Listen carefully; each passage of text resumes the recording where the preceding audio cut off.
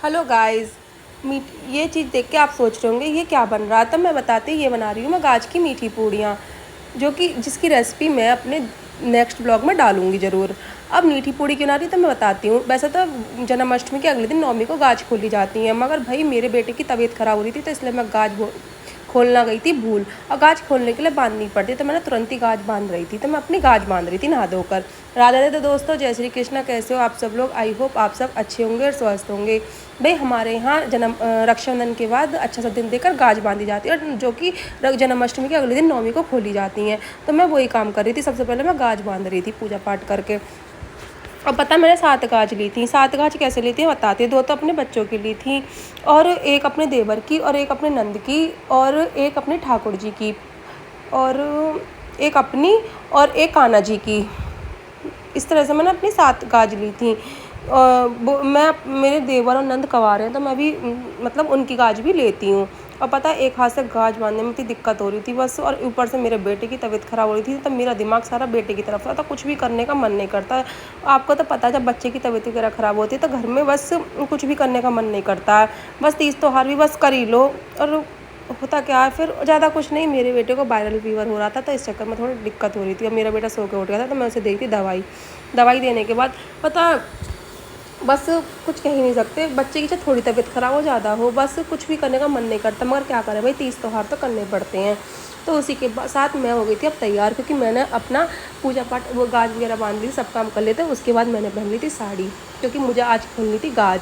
अब वो ये साड़ी मेरी फेरों की है, तो मैं अपने तीज त्योहार में पूजा पाठ में इसी साड़ी को पहनती हूँ। और वैसे साड़ी भी बदल लेती हूँ, मगर मैं ज़्यादातर इसी साड़ी को पहन के अपने तीज त्योहार और बाकी की पूजा पाठ सब कार्य करती हूँ। और इधर मैंने थोड़ी सी मैं सोचा चल साड़ी पहनी, क्योंकि साड़ी में आपको पता डेली बेस में नहीं पहनती, तो मैंने थोड़ा फ़ोटो शूट भी कर लिया जाए। उसके बाद मैं आ गई थी अपनी किचन में गाज की पूड़ी बनाने के लिए। गाज की पूड़ी मैंने अपनी तो बना के रख ली थी, ये थी अलग से जो गाय की निकालने की, और 2 एक्स्ट्रा थी। और इधर मैं बैठ गई थी अब पूजा करने के लिए। इधर मैंने ले लेता अपना दूसरा फ़ोन, क्योंकि मुझे कही थी गाज की कहानी, मुझे गाज की कहानी नहीं आती तो मैं देख के ही कह लेती हूँ। अच्छा किस किस के यहाँ गाज खोली जाती है बांधी जाती है बता देना। मेरे मायके में तो दिशा के डोरे लिए जाते हैं, गाज वगैरह नहीं खोली जाती हैं। और भाई मैं बैठ गई थी पूजा करने के लिए। देखिए मैंने सबसे पहले तो अपनी मेरी बुआ सास आई हुई है, तो 5 पूड़ी जो मैं कन्या को देती हूँ, मैंने सोचा बुआ को ही दे दूँ। तो सबसे पहले मैं लाई थी उनकी थाली 5 पूड़ी और पंजीरी के साथ। फिर मैंने गाय का गोबर ले आई थी, मैं उसकी थोड़ी सी बनाई थी मैंने कटोरी टाइप में, जिसमें मुझे गाज की पूड़ी रखनी थी थोड़ी थोड़ी तोड़ के, और जौ के जो बाल होते हैं वो रखने थे, और ऐसे पूजा करनी थी। भाई पूजा मैंने अपनी डायरी में लिख रखी है, उस हिसाब से मैं कर लेती हूँ। किस किस क्या कैसे कैसे होती है प्लीज़ बताना ज़रूर। और आपको ये मिनी ब्लॉग कैसा लगा बताना। इधर देखिए मेरी थी ये पूजा की तैयारी। भाई मैं तो ऐसे ही करती हूँ, मेरी सास नहीं है तो मतलब मैंने जैसे मैं शुरू से करता ही तो मैंने इस तरह से लिख रखा, ऐसे से मैं कर लेती हूँ।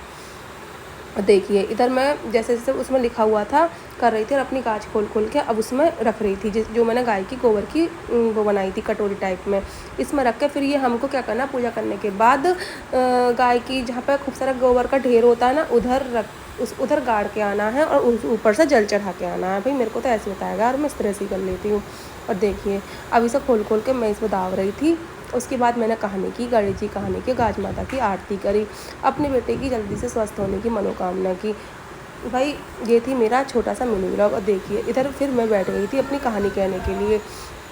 कहानी गाज माता की कहानी कही और मैंने गणेश जी की कहानी कही। और देखिए ये था, कुछ भी तीज त्योहार हो या कुछ भी हो, जब बच्चा घर में ऊधम मचाता है, ऊधम परेशान करता है, तभी त्योहार वगैरह करने का मन करता है। बच्चा थोड़ा भी बीमार पड़ जाता है ना तो बिल्कुल भी मन नहीं करता था। आज बस मैं त्योहार कर तो रही थी, बस मेरा बिल्कुल भी मन नहीं था। और इधर मैंने अपनी 2 पूड़ी रखते हैं ना पल्लू में, इस तरह से रख ली थी, क्योंकि मुझे कहानी कहनी थी। और पूड़ी पल्लू में रख के मैं अपनी कहानी कहने के लिए हो गई थी रेडी। इधर मेरी पूजा भी हो चुकी थी।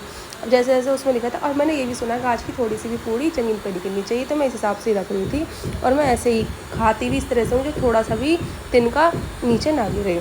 इसके साथ करती हूँ मैं अपने वीडियो का एंड। तो इधर मेरा बेटा पता नहीं कैसे आ गया मना करते हुए, कर भी कर सकते, छोटा बच्चा। राधे राधे, मिलते नेक्स्ट वीडियो में।